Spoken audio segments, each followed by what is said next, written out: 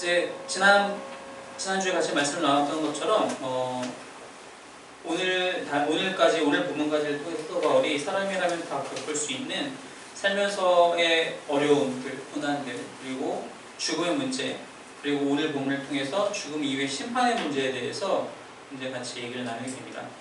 그러면서 사도 바울이 오늘 본문을 어떻게 시작을 하냐면은 지금 계속 고린도 교회에서 이 고린도 성도들을 혼란하게 하고 있는 가짜 사도들이 무슨 이야기들을 하고 있는지에 대해서 다시 한번 언급을 하면서 시작을 해요.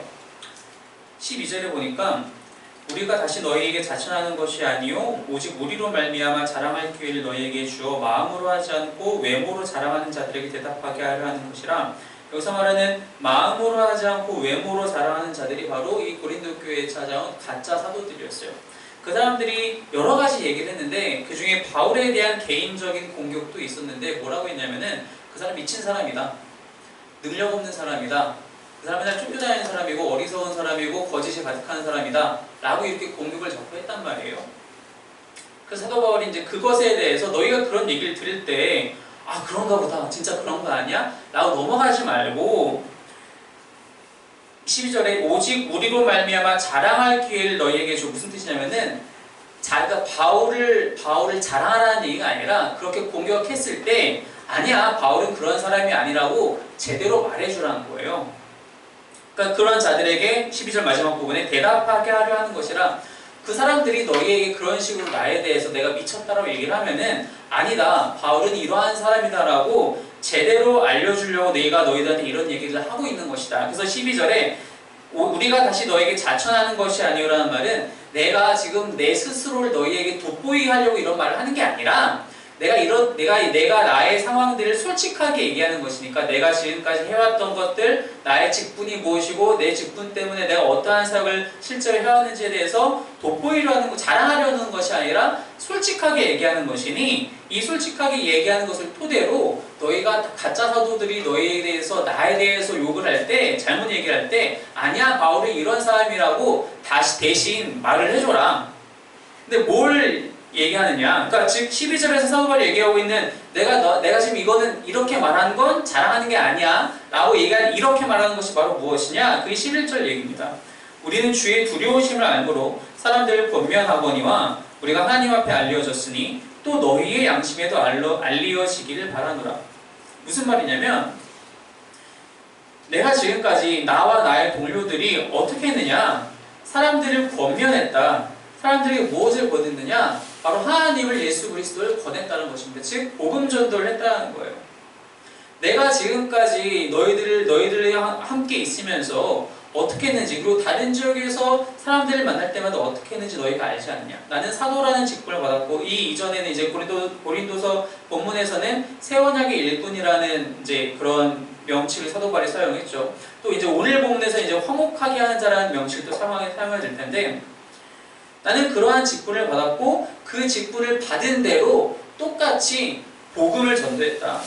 나는 사도라 부르심을 받았고 그 사도의 직분에 걸맞게 하나님의 복음을, 예수 그리스도의 복음을 늘 증거하며 살아왔다. 너희 그렇게 권했다. 그렇게 권함으로써, 그렇게 복음 전도를 함으로써 우리가 하나님 앞에 알려졌으니 그러한 모습 그대로 너희들의 마음에도 너희들의 양심에도 우리가 그러한 사람인 것으로 알려지기를, 이해되기를, 받아들여지기를 바란다. 이게 내가 해온 일이고 내가 어떠한 사람인지다. 이러한 사실을 토대로 가짜 사도들이 너희한테 나에 대해서 욕을 하면 이렇게 얘기를 해줘라. 바울은 이러한 사람이었고 이러한 행동을 했고 이러한 사역을 했다라고 얘기를 해줘라. 사도 바울이 뭐라고 11절에 처음에 얘기하냐면 그런데 왜 이것을 했느냐고 얘기했을 때 우리는 주의 두려우심을 알므로 라고 얘기를 해요. 왜냐하면 바로 앞에서 지난주 본문이었던 5장 10절에서 뭐라고 얘기했냐면 이는 우리가 다 반드시 그리스도의 심판대 앞에 나타나게 되어 각각 선악간에 그 몸으로 행한 것을 따라받으려 합니다. 거기서 바로 이어지는 거예요. 결국에 우리는 마지막 날에 다 심판대 앞에, 하나님의 심판대 앞에 서게 될 운명이라는 것입니다. 그게 사실 두렵다라는 거예요. 믿지 않는 자들은, 그래서 바울이 보기에 믿지 않는 자들은 당연히 자신의 모든 죄악이 낱낱이 드러나고 결국 그것 때문에 하나님의 나라에 들어가지 못하는 것으로 인해서 두려워해야 하는 것이고, 믿는 자들이 두려워하는 것은 지옥 갈 것을 걱정해서 두려워하는 것이 아니라 내가 하나님 말씀대로 열심히 살지 못했구나. 내가 칭찬을 더 받아야 되는데 칭찬을 좀 덜 받게 되었구나. 좀 게으른 종이었구나 라는 자기의 게으름이 드러날까봐 말씀대로 순종하지 못한 자신의 연약한 믿음이 드러나는 것이 두렵다는 거죠. 즉 결국에 모든 사람들은 그 심판대 앞에서 어느 정도의 차가 있을 수 있겠지만 두려움을 가질 수밖에 없다는 것입니다. 그래서 사도 바울도 그 두려움을 동일하게 얘기를 해요. 우리는 주의 두려우심을 알므로 사람들을 권면하였다. 내가 이렇게 복음 전도하는 것이 그런 동기들도 있다는 겁니다. 물론 두려움이라는 것이 어떤 행동을 유발하는 가장 좋은 동기는 아니에요. 그죠? 하지만 그것이 타당한 동기는 된다는 겁니다. 우리가 위험한 도구를 사용을 할 때, 우리가 칼을 사용을 할 때 이게 칼이 위험하다는 것을 알고 잘 조심조심 써야 되잖아요. 그게 두렵기 때문이죠. 그게 위험하기 때문입니다. 우리의 행동에 그러한 동기들도 중요하게 작용한다는 거예요. 최고의 동기는 아닐지라도 중요한 동기는 될 수 있다는 겁니다. 사도 바울은 그러한 동기도 하나 있기 때문에 자신이 왜 이렇게 사역을 했는지에 대해서 얘기를 하고 있는 거예요. 그러면서 이제 13절에 덧붙여서 얘기하기를 우리가 많이 미쳤어도 그들이 말한 것처럼 내가 정말 미친 사람이더라도 나는 하나님을 위한 것이고 내가 미쳤어도 하나님을 위한 것이고 그렇지 않다 하더라도 너희를 위한 것이다. 제대로 알아야 된다. 그 사람들이 얘기하는 것처럼 내가 미친 사람도 아니거니와 그 사람들이 나한테 미쳤다고 한다 하더라도 나는 하나님을 위해서 미친 거지.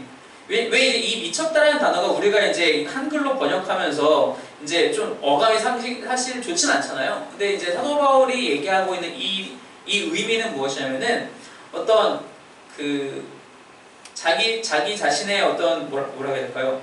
평상시 모습이 아닌, 그러니까 어떤 열광적인 어떤 상태에 들어갔을 때, 즉 어떤 은사를 받아서 그 은사를 행하는 상황에서는 사람들이 겉에서 볼 때는 멀쩡해 보이진 않잖아요. 그러니까 믿지 않는 모르는 사람이 방언하는 사람을 보면은 지금 뭐 하는 거 미친 거 아니야? 라고 얘기하잖아요. 사도행전에서도 동일하게 나타나죠. 저 사람 다 술 취했다고. 이제 정신 나간 사람들이라고. 바로 그런 상태를 지금 사도 바울은 얘기를 하는 거예요. 사도 바울은 그렇게 너희들 눈에, 그 사람들 눈에 그렇게 보인다 할지라도 그건 하나님을 위한 것이고 내가 그렇게 보이지 않는다 하더라도 너를 위한 것이다. 그렇기 때문에 나는 이상한 것이 아니다. 난 하나님께 받은 직분 그대로 나는 사역하고 있는 그런 사람이다. 너희가 그것을 제대로 알길 원하고 너희들의 양심에도 그렇게 알려지길 원한다.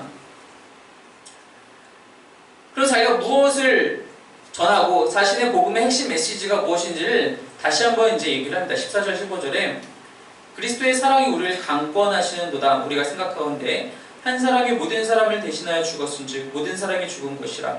그가 모든 사람을 대신하여 죽으심은 살아있는 자들로 하여금 다시는 그들 자신을 위하여 살지 않고 오직 그들을 대신하여 죽었다가 다시 살아나신 이를 위하여 살게 하려 함이라. 사도 바울은 자신의 여러 가지 동기 중에 하나가 주님을 두려워하기 때문이라고도 얘기를 했는데, 근데 또 사도 바울이 또 얘기하는 건 뭐냐, 14절에 그리스도의 사랑이 우리를 강권하시는도다. 무슨 말이냐면은 사도 바울이 자신에게 주어진 직분, 그리고 그 직분의 사역을 수행하는 것 외에는 다른 일들을 할 수 없을 정도로 하나님의 사랑이 지배받고 있다는 거예요. 하나님의 사랑이, 그리스도의 사랑이 사도 바울의 모든 것을 드라이브하고 있다는 거예요. 그게 강권하고 있다는 겁니다. 이게 사실은 최우선적 동기라는 거예요. 사도 바울의 입장에서는. 근데 우리가 이렇게 하면서 뭘 전하고 있었느냐? 우리가 생각하건대 한 사람이 모든 사람을 대신하여 죽었은즉 모든 사람이 죽은 것이라. 그래서 이제 우리가 생각하건대는 아마도 사도 바울이 이전에는 그렇게 생각하지 못하다가 어느 시점 이후에, 즉 다메섹 도상에서 부활하신 예수님을 만난 그 시점 이후에는 사도 바울의 생각이 바뀐 거예요. 한 사람이 모든 사람을 대신하여 죽었은즉 모든 사람이 죽은 것이라. 예수님이 모든 사람을 위해서 죽었다라는 거예요.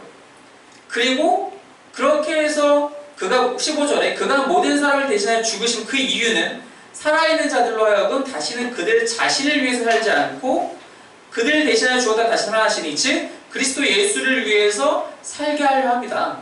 예수님이 왜 죽으셨는지, 무엇을 위해서 죽으셨는지에 대해서 사도 바울이 다시 언급을 해요. 그러면서 동일하게 같이 속에서 함께 얘기하는 게 무엇이냐면은 그리스도께서 모든 사람을 위해서 대신해서 죽으셨기 때문에 내가 이렇게 복음을 전파하는 나의 사역의 대상들도 모든 사람이라는 거예요.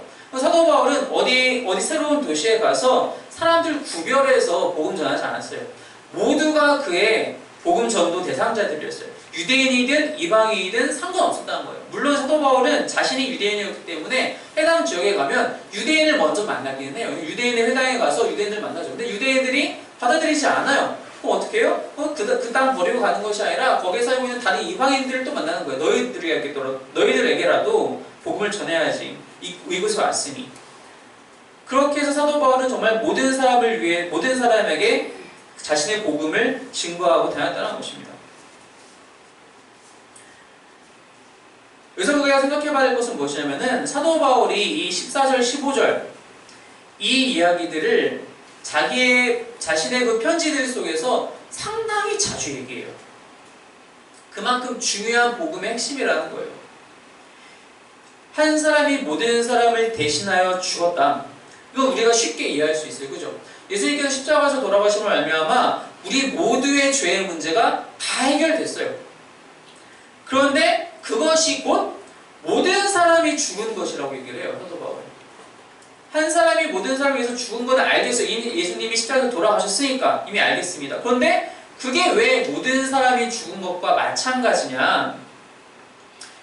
그것을 설명하기 위해서 15절에서 사도 바울이 부연 설명을 하는데 모든 사람이 죽었다라는 것은 결국 무슨 뜻이냐면 15절 후반부에 오직 그들을 대신하여 죽었다가 다시 살아나신 이를 위하여 살게 하려 함이라. 자기 자신을 위해서 살지 않고 그리스도를 위해서 살게 하는 것, 그것이 모든 사람이 죽은 것의 의미라는 겁니다. 즉 우리는 지금까지는 다 나를 위해서 살았다는 거예요. 예수님 알기 전에는 다 나만을 위해서 살았다는 겁니다. 나의 이기심으로 살아왔다는 거예요. 나를 간섭하려고 하고 나를 얽매이려고 하는, 나를 억제하고 강제하려고 하는 모든 것을 다 거부하고, 사실 우리 싫잖아요. 누가 나한테 이래라 저래라 너무 싫어요. 누가 나를 간섭하고 누가 내 앞에서 권세 부리고 권위 부리려고 하면 사람은 다 싫어해요. 난 내 마음대로 살고 싶거든요. 근데 사도 바울은 예수님이 죽으심을 말미암아 모든 사람이 죽은 것이 어떤 것이냐? 내 안에 바로 그러한 속성이 죽어야된다는 것입니다. 그리고 누가 대신 들어오는 것이냐? 예수 그리스도께서 대신 들어오신다는 거예요. 그 자리에. 그래서 내가 그분을 위해서 이제는 살게 된다는 겁니다. 나를 위해서 사는 것이 아니라 바로 그분을 위해서 산다라는 거예요. 사도 바울이 갈라디아서 2장 20절에서 똑같이 그렇게 얘기를 하잖아요. 나를 위하여 죽으신 그분을 위해서 이제 내가 나를 위해서 사는 것이 아니라 그분을 위해서 살게 된다라고. 그리고 그 이야기를 하고 있어요. 그리고 사도 바울이 그 갈라디아서든 다른 본문이든 오늘 고린도 후서 본문이든 간에 여러 가지 방식으로 표현하는데 오늘 본문에서 특별히 이렇게 표현을 해요. 모든 사람을 위해서 죽었다라고. 무슨 뜻이냐? 하나님의 사랑은 그만큼 포괄적이라는 거예요. 하나님의 사랑이 덮지 못할 곳이 없다라는 거예요. 그만큼 크신 놀라우신 사랑이라는 거예요. 그럼 갈라디아에서 얘기한 것처럼 나를 위해서 죽었다라고 그렇게 한정지어서 사도 바울이 표현할 때 무슨 뜻이냐? 그 크신 사랑이 나에게 집중되어 있다는 거예요.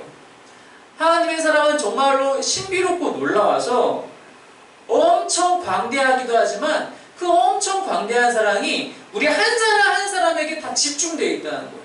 그래서 한이 없다라는 거예요.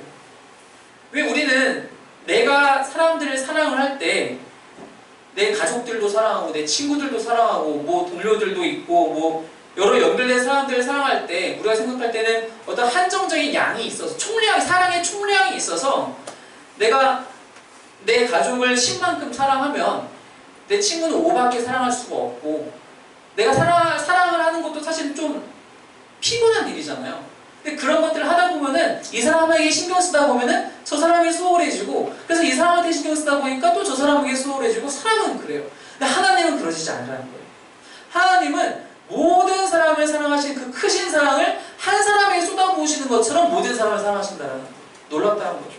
총량의 변화 없이 하나님의 사랑을 그렇게 사랑하신다. 사도 바울은 그 사랑을 경험했기 때문에 그렇게 고백을 하는 거예요. 모든 사람을 위해서 죽으셨다, 날 위해서 죽으셨다라고 똑같은 강조로 고백할 수 있게 된다는 것입니다. 사도 바울. 왜 그랬느냐? 사도 바울이 바로 그런 사람이었거든요. 그 전까지 사도 바울은 뭐 때문에 움직이는 사람이었어요? 엄청난 자기 중심적인 사람으로 자기 율법에 의해서 움직이는 사람이었어요. 사도 바울이 애초에 다메섹을 왜 가고 있었습니까? 그곳에 그리스도인들이 있다는 소문을 듣고 다 때려잡아야지, 다 죽여야지, 다 끌고 와서 처벌받게 해야지, 그 마음 하나로 간 사람이에요. 온전한 증오심으로 똘똘 뭉쳐가지고 내 율법에 그 사람들이 거치니까 그 사람들 잡으러 가는 거예요. 심지어 스데반이 죽는 현장에서도 저 사람 죽어도 싸라고 생각하고 스데반에게 돌 던지는 사람들 옷을 다 붙들고 있던 사람이에요. 그 사람들 도와주려고. 근데 그 사람이 다메섹 도상에서 예수님을 만나게 되니까 바뀐 거예요. 근데 다메섹 가가지고 그 사람들 다 때려잡아야 되는데 그곳에 가서 오히려 그들의 도움을 받고 아, 이게 하나님의 사랑이구나. 자기가 그 환상 중에 예수 그리스도를 만났을 때 분명히 저 사람은 하나님의 저주받고 나무에 매달려서 죽은 사람인데 내가 그렇게 증오에 마땅한 그렇게 생각했던 사람인데 그 사람이 영광 가운데 있다고? 왜 이게 말이 되는 거지? 거기서 생각이 뒤바뀌는 거예요. 거기서 사도 바울은 저주받은 자가 메시아라는 것을 깨닫게 됐다는 겁니다. 그래서 모든 것이 바뀌고 이제는 증오심과 이기심으로 움직이는 사람이 아니라 14절에서 고백한 것처럼 그리스도의 사랑이 나를 강권하신다. 그 사랑으로 말미암아 내가 움직이게 된다라고 얘기를 하고 있다는 겁니다. 그래서 사도 바울이 이제 뭐라고 고백하냐 16절 17절에 그러므로 우리가 이제부터는 어떤 사람도 육신을 따라 알지 아니하노라. 비록 우리가 그리스도도 육신을 따라 알았으나 이제부터는 그같이 알지 아니하노라. 그런즉 누구든지 그리스도 안에 있으면 새로운 피조물이라 이전 것은 지나갔으니 보라 새 것이 되었도다. 이제 사도 바울은 겉으로 보이는 거로만 사람을 평가하지 않기로 했어요. 사도 바울은 자기의 지식으로 자기의 기준으로 예수를 바라봤을 때 저 사람은 죽은 사람이고 실패한 사람이고 하나님의 율법에 거치는 사람이고 하나님께 저주받은 사람이었던 거예요. 그게 16절에서 사도 바울이 얘기한 것처럼 그리스도를 육신을 따라 알았던 그 지식이었어요. 사도 바울은 이제 그렇게 알지 않는다고 얘기를 합니다. 이제 그리스도는 나의 구원자예요, 나의 메시아고 우리의 생명을 보장해 주시는 분이라고, 나의 모든 죄의 문제를 해결하신 분이라고 이제 사도 바울은 알고 있다는 거예요. 그래서 그러한 방식으로 어떤 사람도 이제 모든 사람도 그렇게 그 기준으로 자기가 알겠다, 이해하려고 하겠다고 얘기를 하는 거예요. 바로 그 기준이 무엇이냐? 14절을 얘기한 바로 그리스도의 사랑이라는 거예요. 나의 기준, 나의 이기심, 나의 율법, 나의 잣대로 사람들을 판단하고 예수님을 판단하는 것이 아니라 그리스도의 사랑으로 하나님을 바라보고 사람들을 바라보겠다. 그게 지금 사도 바울이 얘기하는 거예요. 그래서 17절에 그런 고백을 하는 겁니다. 누구든지 그리스도 안에 있으면 새로운 피조물에 이전 것은 지나갔으니 보라 새 것이 되었도다. 우리는 예수님을 믿고 나의 구원자로 영접한 이후 세례받고 나서 내가 새로운 피조물이 되었나요? 나의 육신이 다 풀 체인지가 된 건가요? 내 세포가 다 새로운 세포로 다시 다 들어붙었나요? 아니에요. 나는 그대로예요. 근데 왜 사도 바울이 이렇게 고백할 수 있느냐? 바뀌었어요. 중심이 바뀌었기 때문이에요. 내 중심에 있는 이기심이, 기준이, 욕망이, 증오가 다 사라지고 그리스도의 사랑이 그 안에 들어왔기 때문에 이제 바뀐 거예요. 이 바뀜은 언제 완벽하게 온전해질 것이냐? 마지막 날에 분명히 온전해질 것이라는 얘기입니다. 그게 지금 사도 바울이 지난번 단락, 그 전 단락에서 계속 얘기한 것처럼 우리가 구원받은 자들이지만 여전히 있다는 것에서 왜 삶 속에서 어려움이, 고난이 있는지에 대한 이유가 되기도 하죠. 그러면서 18절에 모든 것이 하나님께로서 났으며 그가 그리스도로 말미암아 우리를 자기와 화목하게 하시고 또 우리에게 화목하게 하는 직분을 주셨으니 곧 하나님께서 그리스도 안에 계시사 세상을 자기와 화목하게 하시며 그들의 죄를 그들에게 돌리지 아니하시고 화목하게 하는 말씀을 우리에게 부탁하셨느니라. 사도 바울은 그 전까지 새 언약의 일꾼이라는 직분으로 자신을 설명한 것을 이제는 화목하게 하는 직분이라고 설명을 합니다. 사실 같은 거죠. 사도 바울은 이렇게 고백을 해요. 모든 것이 하나님께로서 났다. 그리스도의 사랑도 하나님께서 난 거고 우리를 구원하시려는 계획도 하나님께로부터 난 거고 그래서 내가 이렇게 사도로서의 직분을 받고 사역하는 모든 능력과 은혜도 다 하나님께로서 난 거고, 우리 모두가 새로운 피조물이 된 것도 다 하나님께로서 난 것이다. 근데 그렇게 만드셨던 그가 그리스도로 말미암아 우리를, 지금 여기서 말하는 우리는 사도 바울과 자신의 동료들 얘기를 하는 거예요. 자기와 화목하게 하셨다. 그리고 우리에게 화목하게 하는 직분도 주셨다. 그래서 그 말씀을 너희에게 이제 가서 전하기 위해서 우리에게 부탁하셨다. 왜? 그들의 죄를 그들에게 돌리지 않게 하시기 위해서. 화목하게 하다. 하나님과 우리가 화목해야 한다는 겁니다.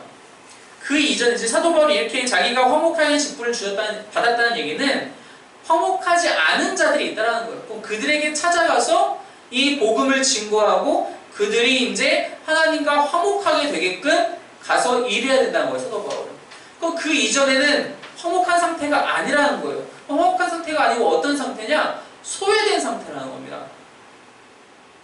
죄 때문에, 불순종 때문에 우리는 소외된 상태라는 거예요. 그러면은 누가 소외된 것이냐? 즉, 우리가 소외된 건가요? 하나님이 소외되신 건가요? 지금까지 모든 성경 본문들 다 살펴보면 절대로 우리가 소외된 게 아니에요. 우리는 몰라요. 하나님이 소외되신 거예요.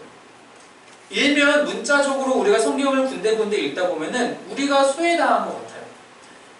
아담과 하와가 에덴 동산에 쫓겨나고 하나님이 그 에덴 동쪽의 그 출입구에 칼을 들고 불칼을 둘러놓게 하고 못 들어오게 하세요. 그렇게 보면은 우리가 소외된 것 같잖아요. 아니에요. 하나님이 그렇게 만들어 놓으신 이유는 오히려 사람을 보호하기 위함이셨어요. 왜냐? 사람이 이미 죄로 오염된 상태에서 그 에덴 동산에 다시 들어가서 생명나무를 먹게 되는 순간 죄의 문제가 이제 해결할 수 없게 되는 거예요. 그 죄를 가지고 영원토록 살 수밖에 없어요.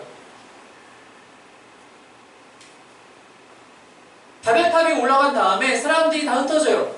벌받고 다 소외된 것 같아요. 제각각의 언어로 다 뿔뿔이 흩어졌어요. 근데 그게 아니에요. 하나님이 그렇게 하신 이유는 역시 우리를 보호하기 위함이에요. 왜? 우리가 언어가 통일된 상태면 또 죄를 똑같이 또 지을 거거든요. 그러지 말라고, 더 이상 죄 짓지 말라고 우리를 터놓으신 거예요. 하나님이 정말로 우리를 소외시키시려고 했으면은 사실 성경이 쓰여질 필요가 없어요. 성경은 사실 어떤 내용입니까? 처음부터 끝까지 하나님이 우리를 얼마나 사랑하셔서 에덴 동산 이후로 얼마나 우리를 쫓아다니시는지에 대한 기록이에요. 사람들은 늘 하나님으로부터 도망다니고 어떻게 하면 더 죄 지을까? 어떻게 하면 더 내 마음대로 살까? 어떻게 하면 더 내 이기심, 내 욕망을 치면서 살까? 고민하는데 하나님은 그 사람 하나 붙잡겠다고 계속 하나님께서 사람들을 쫓아다니고 다니세요. 다윗을 잡고 아브라함을 잡고 모세를 잡고 쫓아다니시는 거예요. 정작 소외당한 건 하나님이셨다는 거예요.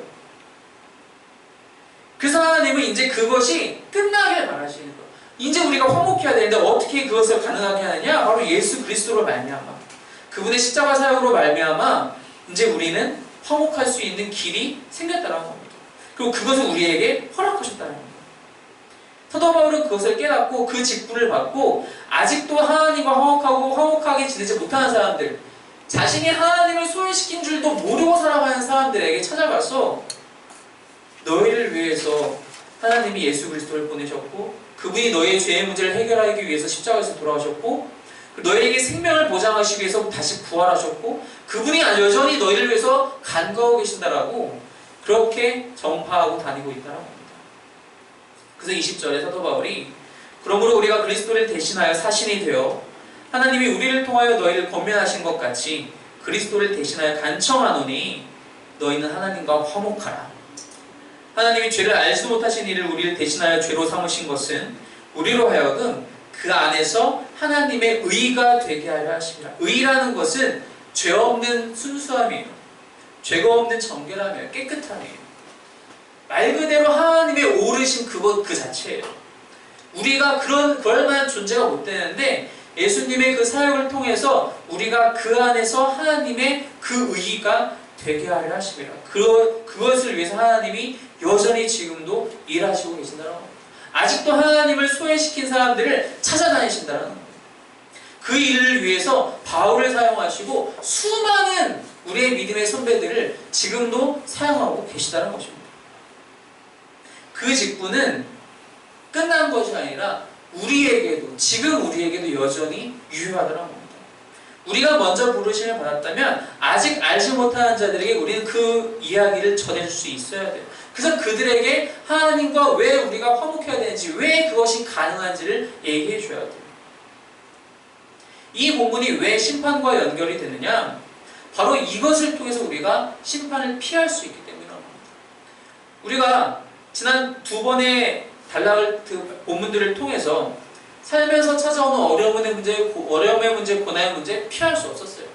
사람이라면 다 누구나 죽어요. 죽음의 문제 피할 수 없었어요. 심판의 문제는 분명히 피할 수 있다는 겁니다. 우리가 하나님과 화목함으로 말미암아 그 심판의 문제는 피할 수 있다는 거예요. 사도 바울은 바로 그것을 위해서 자신이 부르심을 받았고 그 일을 위해서 그 직분 그대로 살아왔으며 너희가 나를 그렇게 알기를 원한다. 그리고 너희도 역시 하나님과 화목하라. 그리고 오늘날 우리들에게 그 직분은 여전히 유효하다고 다시 한번 얘기하고 있다는 것입니다. 바로 이 사랑이, 이 놀라운 사랑이 날마다 우리를 강권하시길 바랍니다. 이 사랑으로 말미암아 우리가 움직이고 살아갈 수 있기를 바랍니다. 그게 참된 믿음 있는 성도요, 지혜로운 성도라는 것입니다. 그렇지 않다면 그 모세와 대적했던 바로와 마찬가지로, 다윗과 대적했던 사울왕과 마찬가지로, 사도 바울을 대적했던 그 율법주의자들과 마찬가지로 우리는 우리의 이기심과 욕망에 찌들어서 점점점 하나님을 소외시키고 그런 줄도 모른 채 살아가다가 죽을 것이기 때문입니다. 그 사랑으로 날마다 새 생명을 살아가신 저 여러분 되시기를 주님의 이름으로 축원합니다. 기도하겠습니다.